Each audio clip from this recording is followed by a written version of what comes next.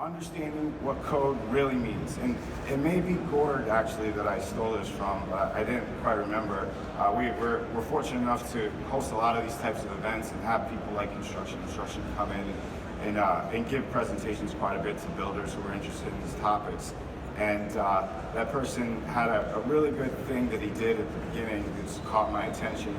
He surveyed the room and he asked, well, what does code minimum mean? What does meeting code mean? So he asked a bunch of questions, and you had people talk about ASTM standards or what the IRC says, and he just shut them down categorically one by one. And he said, you're all wrong.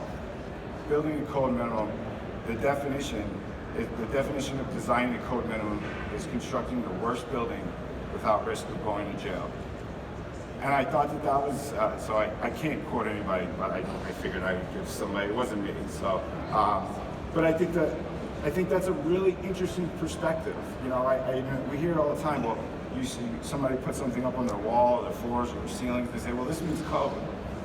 Code is the minimum.